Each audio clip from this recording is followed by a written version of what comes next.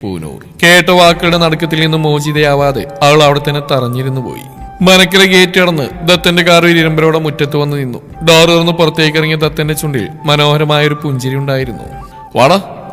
മറുവശത്ത് ഡോർ തുറന്നിറങ്ങിയ വിഷ്ണുവിനോടായി പറഞ്ഞുകൊണ്ട് അവനകത്തേക്ക് കയറിപ്പോയി. അപ്പച്ചി. ഡൈനിങ് ടേബിളിന്റെ മുമ്പിൽ നിന്ന് ഭക്ഷണം വിളമ്പിക്കൊണ്ടിരുന്ന രാജേശ്വരി അവന്റെ ശബ്ദം കേട്ടും തിരിഞ്ഞു നോക്കി. അപ്പോഴേക്കും അവൻ പുറകിൽ നിന്ന് അവരെ പുണർന്നിരുന്നു. വിശക്കുന്ന അപ്പച്ചി, ഒരാനയെ തിന്നാനുള്ള വിശപ്പുണ്ട്. ആ ഒരു തോളിൽ താടി മുട്ടിച്ചുകൊണ്ട് അവൻ പറഞ്ഞതും അവർ തിരിഞ്ഞവനെ നോക്കി. അവന്റെ കണ്ണുകൾ കിച്ചന്റെ ഭാഗത്തേക്ക് നീങ്ങുന്നുണ്ടതും അവരുടെ ചുണ്ടിൽ പുഞ്ചിരി വിടർന്നു. അങ്ങോട്ടേക്ക് അധികം നോക്കേണ്ട, അവൾ അവിടെ ഇല്ല. ആ ഒരു സ്വകാര്യം പോലെ അവനോടായി പറഞ്ഞു. എവിടെ പോയി? അവനും സ്വകാര്യം പോലെ തന്നെ അവരോട് ചോദിച്ചു. അവളുടെ വീട്ടിലേക്ക്. കുഞ്ഞിനെ കണ്ടിട്ട് കുറച്ചായില്ലേ, പെട്ടെന്ന് വരാന്ന് പറഞ്ഞിട്ടാ പോയത്. ശേ. ആ ഒരു നിരാശയോടെ അവരിൽ നിന്ന് അകന്നു മാറി. അപ്പോഴേക്കും വിഷ്ണു അകത്തേക്ക് കയറി വന്നിരുന്നു. ആ, വിഷ്ണു ഉണ്ടായിരുന്നോ? ആബജി, ഇന്ന് ഇവന്റെ പെണ്ണിന്റെ കൈ കൊണ്ടുണ്ടാക്കിയ ഭക്ഷണം കഴിക്കണമെന്ന് പറഞ്ഞുകൊണ്ട് വരാൻ നേരത്തെ ഇവൻ എന്നെയും കൂട്ടി. വിഷ്ണു പറഞ്ഞുകൊണ്ട് മുന്നിൽ കിടന്ന ചെയർ വലിച്ചിട്ട് അതിലേക്ക് ഇരുന്നു. അപ്പോഴേക്കും മുറിയിൽ നിന്ന് രാജശേഖരനും ശ്രീദേവിയും പുറത്തേക്ക് ഇറങ്ങി വന്നിരുന്നു. ആ, നീ ഇന്ന് നേരത്തെ വന്നതെത്താ? അവനെ കണ്ടതും രാജശേഖരൻ ചോദിച്ചു. ആച്ചാ, ഇന്ന് ഓഫീസിൽ വർക്ക് കുറവായിരുന്നു, അതുകൊണ്ട് നേരത്തെ ഇറങ്ങി. രാജശേഖരന്റെ ചോദ്യത്തിനൊന്നും പതിരെങ്കിലും അവൻ മറുപടി പറഞ്ഞു. അപ്പോഴാണ് തൊട്ടടുത്തിരിക്കുന്നവന്റെ ആക്കിച്ചിരി കാണുന്നത്. പല്ലിയടിച്ചുകൊണ്ട് അവനെ ഒന്ന് കൂർപ്പിച്ച് നോക്കിയതും അവൻ തിരികെ ഒന്ന് വിളിച്ചു കാണിച്ചു കൊടുത്തു. എന്താടാ പുല്ലേ? ഒന്നുമില്ല. ഓഫീസിലെ പെൻഡിങ് വർക്കുകളും തീർക്കാൻ പൊന്നവും ഭാര്യ ഉണ്ടാക്കാൻ ഭക്ഷണം കഴിക്കാൻ ഓടി വന്നാണെന്ന് അറിഞ്ഞാലുള്ള അങ്കിളുടെ അവസ്ഥയോർത്ത് ചിരിച്ചു പോയതാ. ആ, അവൻ പറഞ്ഞു കഴിയും മുന്നേ ദത്തൻ അവന്റെ കാലിൽ അമർത്തി ചവിട്ടി കൊടുത്തു. ആ, എന്താ വിഷ്ണു? ഒന്നില്ലെങ്കിൽ കാല് ടേബിളിന്റെ കോളിലൊന്നും കൊണ്ടതാ? രാജശേഖരൻ ചോദിച്ചു. അവൻ ദത്തനെ ഒന്ന് കൂർപ്പിച്ചു നോക്കിക്കൊണ്ട് മറുപടി പറഞ്ഞു. കുറച്ചു മുന്നേ വിഷ്ണു വിളിച്ചു കാണിച്ച പോലെ ഇപ്പൊ ദത്തനെ അവർ നോക്കി അങ്ങ് വൃത്തിയായിട്ട് വിളിച്ചു കാണിച്ചു കൊടുത്തു. പന്നി, നിനക്ക് ഞാൻ വെച്ചിട്ടുണ്ട്. ഓ, ആയിക്കോട്ടെ. ദത്തൻ അവരെ പുച്ഛിച്ചു. ഈ സമയങ്ങളൊക്കെയും ദത്തന്റെ മാറ്റം അത്ഭുതത്തോടെ നോക്കിക്കാണുകയായിരുന്നു ശ്രീദേവി. ഒരിക്കൽ പോലും അവനിങ്ങനെ കളിച്ചിരിയോടെ ഇരുന്ന് സംസാരിക്കുകയോ ഭക്ഷണം കഴിക്കുകയോ ചെയ്തിട്ടില്ലെന്ന് അവർ ഓർത്തു. ഇതിനെല്ലാം കാരണം തനുവാണെന്ന് അറിയാമെങ്കിലും അതവർ മനഃപൂർവ്വം അവഗണിക്കുകയാണ് ചെയ്ത്. ഇനി എന്തൊക്കെ ചെയ്താലും തനുവിനെ ഒരിക്കലും തന്റെ മരുമകളായിട്ട് അംഗീകരിക്കില്ലെന്ന് അവർ മനസ്സിനെ പറഞ്ഞു പഠിപ്പിച്ചുകൊണ്ടിരുന്നു. അപ്പോഴേക്ക് രാജേശ്വരി അവരുടെ മുന്നിലേക്ക് പ്ലേറ്റ് എടുത്ത് വെച്ചുകൊണ്ട് ഭക്ഷണം വിളമ്പാൻ തുടങ്ങി. ഇതെന്താ പച്ചി, ചീരത്തോരനില്ലേ? ഞാൻ പറഞ്ഞിരുന്നാണല്ലോ ആ ഉണ്ടാക്കണമെന്ന്. ടേബിളിൽ നിരത്തി വെച്ചിരിക്കുന്ന കറികൾ ആകെ മൊത്തം നോക്കിക്കൊണ്ട് അവർ ചോദിച്ചു. രാജേശ്വരിയുടെ കണ്ണുകൾ ശ്രീദേവിയുടെ നേർക്ക് നീണ്ടു.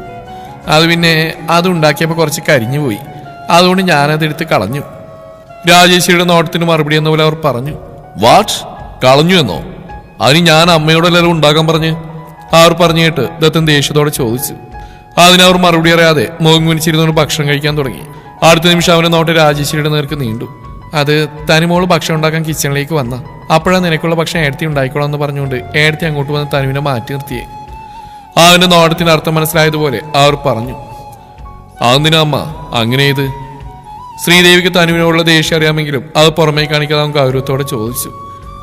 അവള് നിനക്ക് വേണ്ടി ഭക്ഷണം ഉണ്ടാക്കുന്ന എനിക്ക് ഇഷ്ടമല്ല, അതുകൊണ്ടാ ഞാൻ അവളെ മാറ്റി നിർത്തിയേ. കാരണം? അവർ പറഞ്ഞു കഴിഞ്ഞതും അവൻ കൂർത്ത മുഖത്തോടെ ചോദിച്ചു. എനിക്ക് ഇഷ്ടമല്ല, അത്ര തന്നെ.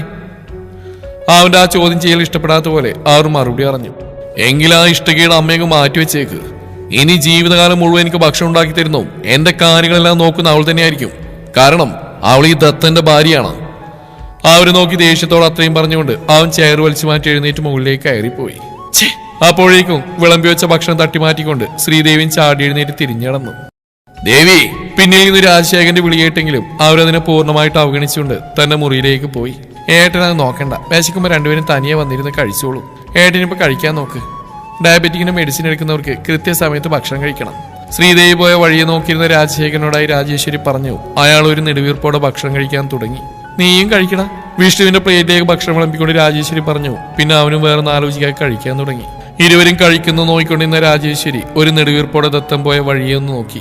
രേവതിയുടെ നാവിൽ നിന്ന് കേട്ട വാക്കുകളുടെ ആഘാതത്തിൽ തകർന്നുപോയ തനു കണ്ണുകൾ പോലും ചിമ്മാ മറന്നുകൊണ്ട് ചുമലിൽ ചാരിയിരുന്നു.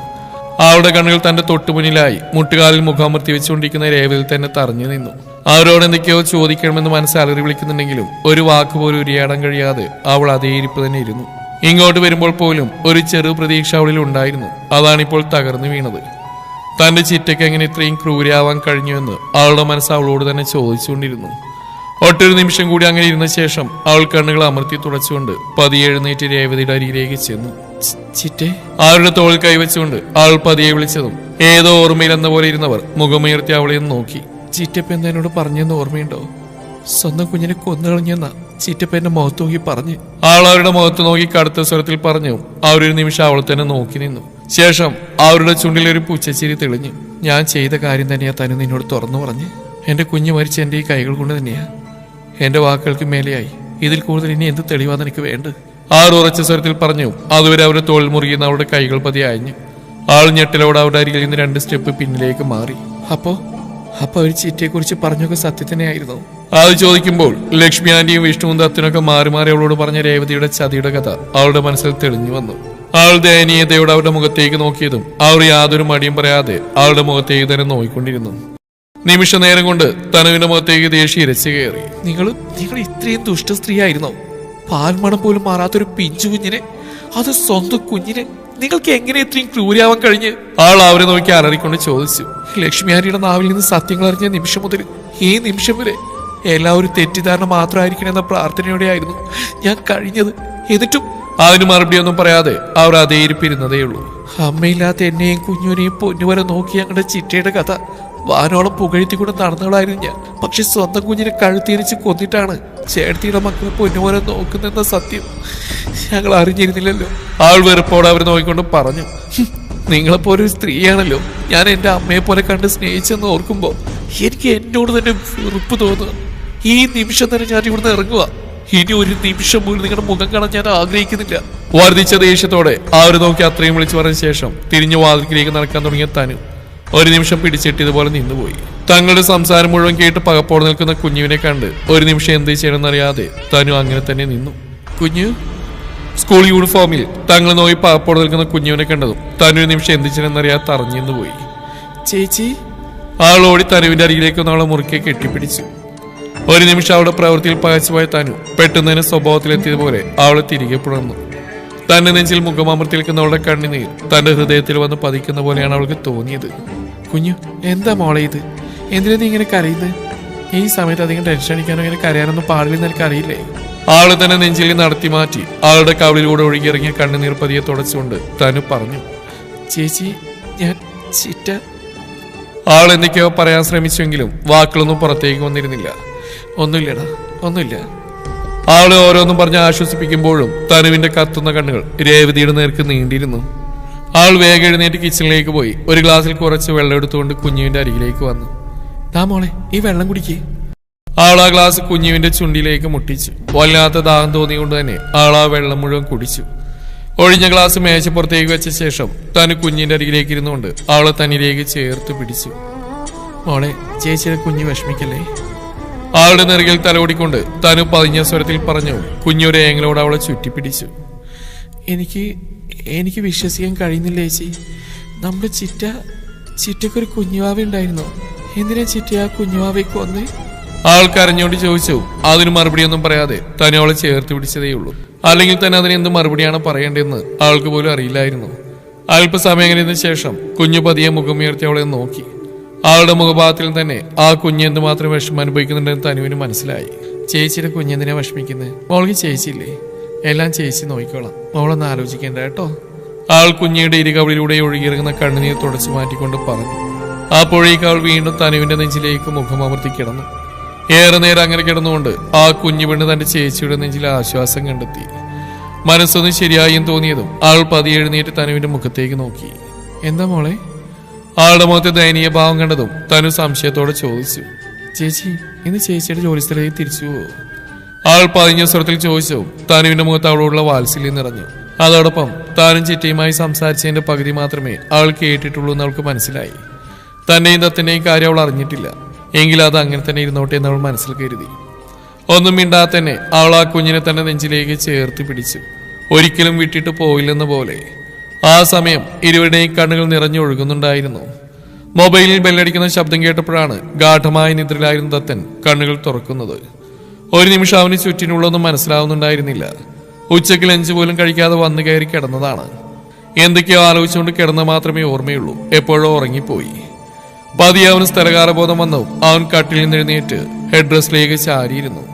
കയ്യെത്തി ടേബിളിരുന്ന് മൊബൈൽ എടുത്ത് നോക്കിയതും അതിൽ സമയം 6 മണി കഴിഞ്ഞ് കണ്ട് അവന്റെ കണ്ണുകൾ ചുരുങ്ങി. ഇവളിതുവരെ വന്നില്ലേ? മുറിയിൽ തനുവിനെ കാണാതെ അവൻ സംശയത്തോടെ ചോദിച്ചു. ഇനി വന്നിട്ട് താഴെ നിൽക്കും മറ്റാണോ? എന്നാലും താഴെ പോയി നോക്കാം. അവൻ മനസ്സിൽ പറഞ്ഞുകൊണ്ട് കട്ടിൽ നിന്ന് എഴുന്നേറ്റ് വാഷ്റൂമിലേക്ക് കയറി. ദത്തൻ ഫ്രഷായി താഴേക്ക് ഇറങ്ങി വന്നു. പൂജാമുറിയിൽ വിളക്ക് വെച്ചുകൊണ്ട് പുറത്തേക്ക് ഇറങ്ങി വരുന്ന രാജേശ്വരിയാണ് കാണുന്നത്. നീ എഴുന്നേറ്റോ ദത്ത? വൈകിട്ട് ചായ കുടിക്കാൻ നിന്നെ വന്ന് വിളിച്ചിരുന്നു. അപ്പോഴേക്കും നീ നല്ല ഉറക്കമായിരുന്നു. പച്ചി നല്ല ക്ഷീണമായിരുന്നു. കിടന്നു മാത്രമേ ഓർമ്മയുള്ളൂ, ഉറങ്ങിപ്പോയി. ആർ പറഞ്ഞു കേട്ട് അവൻ മറുപടി പറഞ്ഞു. നീ ഇരിക്കെ, ഞാൻ ചായ എടുക്കാം. പിന്നെ വിഷ്ണു നിന്നെയും കാത്ത് വൈകുന്നേരം വരെ ഇവിടെ ഉണ്ടായിരുന്നു. നീ എഴുന്നേക്കുമ്പോൾ അവനൊന്ന് വിളിക്കാൻ പറഞ്ഞിരുന്നു. അതും പറഞ്ഞുകൊണ്ട് അവർ തിരിഞ്ഞടക്കാൻ തുടങ്ങിയതും ദത്തൻ അവരെ തടഞ്ഞു. വേണ്ട പച്ചി, തനിയുടെ അവളോട് പറഞ്ഞാൽ മതി, അവള് കൊണ്ടുവരും ചായ. അവൻ പോക്കറ്റിൽ നിന്ന് ഫോൺ കയ്യിലേക്ക് എടുക്കുന്നിടയിൽ രാജേശ്വരി നോക്കിക്കൊണ്ട് ഒരു ചിരിയോടെ പറഞ്ഞു. അതിനവളിവിടെ ഇല്ലല്ലോ. അപ്പച്ചി പറഞ്ഞു കേട്ട് അവന്റെ കണ്ണുകൾ ചുരുങ്ങി. ഇല്ലേ? വീട്ടിൽ പോയിട്ട് അവൾ ഇതിൽ വന്നില്ലേ? അവൻ ഗൗരവത്തോടെ ചോദിച്ചു. ഇല്ല, കുറെ നാൾ കൂടി ചേച്ചി കണ്ടുകൊണ്ട് തനുവിന്റെ അനിയത്തിക്കുട്ടി മോളവിടെ പിടിച്ചെടുത്തേക്കുക. ഇന്ന് വരില്ലെന്ന് കുറച്ചു മുന്നേ വിളിച്ചു പറഞ്ഞിരുന്നു. അവന്റെ മുഖത്തെ സംശയം തീർക്കാനെന്ന പോലെ അവർ വിശദമായി തന്നെ പറഞ്ഞു കൊടുത്തു. അത് കേട്ടതും അവന് വല്ലാത്ത ദേഷ്യവും വിഷമമൊക്കെ തോന്നി. ഇന്ന ദിവസം അവളെ നിന്ന് കാണാൻ പോലും കിട്ടിയിട്ടില്ല. ഉച്ചക്ക് അവളെ നിന്ന് കാണാനും അവളുടെ കൈകൊണ്ടുണ്ടാക്കിയ ഭക്ഷണം കഴിക്കാനും വേണ്ടിയാണ് ഓടി വന്നത്. എന്നിട്ട് അതൊന്നും നടന്നില്ല. ഇനി അവളൊന്ന് കാണാൻ കിട്ടിയില്ലെങ്കിൽ തനിക്ക് ഭ്രാന്ത് പിടിക്കുവാൻ തോന്നിയതും അവനൊന്നും മിണ്ടാതെ കീ സ്റ്റാൻഡിൽ വെച്ചിരുന്ന കാറിന്റെ കീയും എടുത്തുകൊണ്ട് വേഗം പുറത്തേക്ക് ഇറങ്ങി. ദത്ത, നീ ഇത് എങ്ങോട്ടാ? ഒന്നും മിണ്ടാതെ പുറത്തേക്ക് ഇറങ്ങി പോകുന്ന ദത്തനെ കണ്ടതും അവർ പകപ്പോടെ ചോദിച്ചു. എന്നാൽ അതിന് മറുപടിയൊന്നും പറയാതെ അവൻ കാറിൽ കയറി അതിവേഗം പുറത്തേക്ക് പായിച്ചു. ഈ ചെക്കൻ്റെ ഒരു കാര്യം. അവന്റെ പോക്കേണ്ടതും അവരൊരു പുഞ്ചിരിയോടെ പിറുപിറുത്തു. തനുവിന്റെ നെഞ്ചിൽ മുഖമർത്തി കിടന്നിരുന്ന കുഞ്ഞു ഏറെ നേരം കഴിഞ്ഞതും പതിയെ കണ്ണുകൾ തുറന്നു. നാളുകൾക്ക് ശേഷം തന്റെ ചേച്ചിയുടെ നെഞ്ചോരം ചേർന്നിരിക്കാൻ സാധിച്ചതിൽ ആൾക്ക് അതിയായ സന്തോഷം തോന്നി. എങ്കിലും ചിറ്റയുടെ കാര്യങ്ങൾ ഓർത്തും അവളുടെ മുഖത്ത് സങ്കടം ഇരച്ചെത്തി. അവൾ കണ്ണുകൾ ഉയർത്തി തനുവിന്റെ മുഖത്തേക്ക് നോക്കി. കണ്ണുകൾ അടച്ച് ഹെഡ്ഡ്രസ്സിലേക്ക് ചാരിയിരുന്നുറങ്ങുന്ന തന്റെ ചേച്ചിയുടെ മുഖത്തേക്ക് അവൾ ഒരുപാട് സ്നേഹത്തോടെ നോക്കിയിരുന്നു. പെട്ടെന്ന് എന്തോ കണ്ടെന്ന പോലെ അവളുടെ കണ്ണുകൾ ചുരുങ്ങി. മുഖത്ത് സംശയം നിറഞ്ഞു. ചേച്ചി? അവൾ വിറയലോടെ തനുവിനെ നീട്ടി വിളിച്ചു. കുഞ്ഞുവിന്റെ ശബ്ദം കേട്ടതും ചെറുമയക്കത്തിലായിരുന്ന തനു പതിയെ കണ്ണുകൾ തുറന്നു. ശേഷം മുഖം തിരിച്ചു നോക്കിയതും തന്റെ മുഖത്തേക്ക് തന്നെ സൂക്ഷിച്ചു നോക്കിക്കൊണ്ടിരിക്കുന്ന കുഞ്ഞുവിനെ കണ്ട് അവളുടെ നെറ്റി വിളിഞ്ഞു. അവൾ സംശയത്തോടെ കുഞ്ഞുവിനെ നോക്കി. എന്താ കുഞ്ഞു? പെട്ടെന്നുണ്ടായ അവളുടെ ഭാവമാറ്റം എന്തുകൊണ്ടാണെന്നറിയാതെ തനു സംശയത്തോടെ ചോദിച്ചു. അത് ചേച്ചിയുടെ നെറ്റിയില്. അവൾ തനുവിന്റെ നെറുകയിൽ തൊട്ടിരുന്ന സിന്ദൂരത്തിലേക്ക് കൈ ചൂണ്ടിക്കൊണ്ട് പറഞ്ഞു. പെട്ടെന്ന് അവൾ കൈ നീട്ടി തനുവിന്റെ സാരിക്കിടലായി കിടന്ന മാല വലിച്ചു പുറത്തേക്ക് ഇട്ടു. ഒരു നിമിഷം അവളുടെ കണ്ണുകൾ അതിന്റെ അറ്റത്തായി കിടക്കുന്ന കുഞ്ഞാലിലെ താലിൽ തറച്ചതും അവൾ അത്ഭുതത്തോടെ തനുവിന്റെ മുഖത്തേക്ക് നോക്കി. സത്യത്തിൽ ആ നിമിഷമാണ് തനു അതിനെക്കുറിച്ച് ചിന്തിക്കുന്നത്. ദത്തന്റെ താലി കഴുത്തിൽ വീണ ആ നിമിഷം മുതൽ മുടങ്ങാതെ തന്നെ നെറുകയിൽ സിന്ദൂരം ചാർത്തുന്നതാണ്. കുഞ്ഞുവിന്റെ മുമ്പിൽ വരുമ്പോഴൊക്കെയും മറക്കാതെ മറച്ചു പിടിക്കുകയും ചെയ്യാറുണ്ട്. പക്ഷെ ഇന്ന് മാത്രം മറന്നുപോയി. രേവതിയോട് സംസാരിച്ച് സത്യങ്ങൾ അറിയാനുള്ള ആകാംക്ഷയിൽ നെറുകയിലെ സിന്ദൂരവും താലിയും മറച്ചു പിടിക്കാൻ അവൾ മറന്നിരുന്നു. തനി ഒന്ന് കണ്ണുകൾ മുറുക്കി അടച്ച് തുറന്നു. എന്താ ചേച്ചി ഇത്? ചേച്ചിയുടെ കല്യാണം കഴിഞ്ഞോ? കുഞ്ഞു അത്ഭുതത്തോടെ ചോദിച്ചു. തനു എന്തു പറയണമെന്നറിയാതെ നിന്നുപോയി. അത് മോളെ ഞാൻ... ആളെന്തോ പറയാൻ തുടങ്ങിയതും കുഞ്ഞാളുടെ കയ്യിൽ മുറുകെ പിടിച്ചു. ചേച്ചി ജോലിക്കാണെന്ന് പറഞ്ഞപ്പോൾ ഇത് കല്യാണം കഴിക്കാനായിരുന്നോ? എന്താ ചേച്ചി എന്നറിയിക്കാ ചേച്ചി കല്യാണം കഴിച്ച്? അത് ഇത്ര പെട്ടെന്ന്. എന്നിട്ട് ഇത്രയും ദിവസമായിട്ട് എന്നോടൊന്നും പറഞ്ഞ പോലും ഇല്ലല്ലോ. എന്തിനാ ചേച്ചി ഇതിനോട് മറച്ചു വെച്ച്? ആരാ ചേച്ചിയുടെ ഭർത്താവ്? കുഞ്ഞു പരിഭവത്തോടെ ഓരോ ചോദ്യങ്ങളായി ചോദിച്ചുകൊണ്ടിരുന്നു. ആ നിമിഷം അവളുടെ മനസ്സിൽ മറ്റൊന്നും തന്നെ ഉണ്ടായിരുന്നില്ല. തന്റെ ചേച്ചിയുടെ വിവാഹം കഴിഞ്ഞെന്ന ചിന്ത മാത്രം അവളിൽ നിറഞ്ഞു നിന്നു. അവളോട് എന്തു പറയുന്നറിയാതെ ഒരു നിമിഷം തന്നെ കുഴങ്ങി. അത് മോളെ, എല്ലാം ഞാൻ പറയാം, മോള് സമാധാനമായിട്ടിരിക്കേ. ഇനി അവളോടൊന്നും മറച്ചു പിടിച്ചിട്ട് കാര്യമില്ലെന്ന് അറിയാവുന്നതുകൊണ്ട് തന്നെ അവളോടെല്ലാം പറയാൻ തന്നെ തന്നെ തീരുമാനിച്ചു. മോള് മനക്കിലെ ദേവതത്തിനെ കുറിച്ച് കേട്ടിട്ടില്ലേ? ഒട്ടൊരു നിമിഷത്തെ നിശബ്ദതയ്ക്ക് ശേഷം ഒരു ദീർഘശ്വാസം എടുത്തുകൊണ്ട് തന്നെ ചോദിച്ചു. കുഞ്ഞോളെ സംശയത്തോടെ നോക്കി. ശേഷം അറിയാമെന്ന രീതിയിൽ തലയാട്ടി കാണിച്ചു. അതായത് മോളെ, ആ മനക്കിലെ ദേവതത്തിനാ ചേച്ചിയെ വിവാഹം കഴിച്ച്. അദ്ദേഹത്തിന് ചേച്ചി ഒരുപാട് ഇഷ്ടമായിരുന്നു. അതുകൊണ്ടാണ് പെട്ടെന്ന് തന്നെ കല്യാണം നടത്തിയത്. കുഞ്ഞുവിനോടത് പറയുമ്പോൾ അവളുടെ ശബ്ദം വല്ലാതെ ഇടറിപ്പോയിരുന്നു. എങ്കിലും യഥാർത്ഥ സത്യം അവൾ അറിഞ്ഞാൽ അതവളുടെ ഈ അവസ്ഥയിൽ അവളുടെ ശരീരത്തെയും മനസ്സിനെ എങ്ങനെ ബാധിക്കുമെന്ന് അറിയാത്തതുകൊണ്ടാണ് തൽക്കാലം താനും അങ്ങനെ നുണ പറഞ്ഞ്. എന്ത്? അയാൾക്ക് ചേച്ചിയെ ഇഷ്ടമാണെന്നോ? അതിന് അവരൊക്കെ വലിയ ആൾക്കാരല്ലേ ചേച്ചി? അവൾ ആകാംക്ഷയോടെ ചോദിച്ചു. വലിയ ആൾക്കാരൊക്കെ തന്നെയാ. പക്ഷെ ദേവേടിന് ചേച്ചി ഒരുപാട് ഇഷ്ടമായിരുന്നു. അതാ കല്യാണം കഴിച്ചത്. ആൾ കുഞ്ഞുവിന് മനസ്സിലാവുന്ന രീതിയിൽ പറഞ്ഞു കൊടുത്തു. എന്നാലും ഇഷ്ടമാണെന്ന് വെച്ച് ഇത്ര പെട്ടെന്ന് കല്യാണം കഴിക്കോ? അതും എന്റെ സർജറി സമയത്ത്? പെട്ടെന്ന് അവൾ എന്തോ ഓർത്ത പോലെ തനുവിന്റെ മുഖത്തേക്ക് തന്നെ സൂക്ഷിച്ച് നോക്കി. സത്യം പറയേച്ചി, അയാൾ ചേച്ചിയെ ഭീഷണിപ്പെടുത്തി കല്യാണം കഴിച്ചാണോ? അല്ലാതെ എന്റെ സർജറി സമയത്ത് ചേച്ചി ഒരിക്കലും അയാളുടെ ഭാര്യയാവാൻ സമ്മതിക്കില്ലെന്ന് എനിക്ക് ഉറപ്പുണ്ട്. ഇനി എന്റെ സർജറിക്കുള്ള പണം തന്ന അയാളാണോ? പറയേച്ചി, എനിക്ക് സത്യം അറിയണം. കുഞ്ഞുവിന്റെ ശബ്ദം ക്രമാതീതമായി ഉയർന്നു. അവൾ കട്ടിൽ നിന്ന് ചാടി എഴുന്നേറ്റ് തനുവിനോടായി ചോദിച്ചു. മോളെ, നീ എന്തീ കാണിക്കുന്നത്? ഞാൻ പറയാം, നീ ഇവിടെ ഇരിക്കുക. തനു അവളെ കട്ടിലേക്ക് പിടിച്ചിരുത്തി. അത് മോളെ, അപ്പോഴത്തെ സാഹചര്യത്തിൽ വിവാഹം നടത്തേണ്ടി വന്നതാ. ആൾ പറഞ്ഞു കേട്ട് കുഞ്ഞോളെ സംശയത്തോടെ നോയിക്കൊണ്ടിരുന്നു. അതായത് മോള് പറഞ്ഞ പകുതി ശരിയാ. മോളുടെ സർജറിക്കുള്ള പണം തന്ന അദ്ദേഹം. അതുപോലെ ചേച്ചിയെ ഭീഷണിപ്പെടുത്തി തന്നെയാണ് വിവാഹം നടത്തിയത്. പക്ഷേ അത് ചേച്ചിയോടുള്ള അദ്ദേഹത്തിന് പ്രണയം കൊണ്ടായിരുന്നു മോളെ. ചേച്ചിയെ നഷ്ടപ്പെടാതിരിക്കാൻ. അല്ലെങ്കിൽ ആ സമയത്ത് ചേച്ചി വിവാഹത്തിനൊന്നും സമ്മതിക്കില്ലെന്ന് അദ്ദേഹത്തിന് അറിയായിരുന്നു. ആൾ പറഞ്ഞു കേട്ട് തിരികെ എന്തോ പറയാൻ തുടങ്ങിയ കുഞ്ഞുവിന്റെ കണ്ണുകൾ വാതിൽക്കൽ നിൽക്കുന്ന ആളിനെ കണ്ട് മിഴിഞ്ഞു വന്നു. ദേവദത്തൻ സാർ?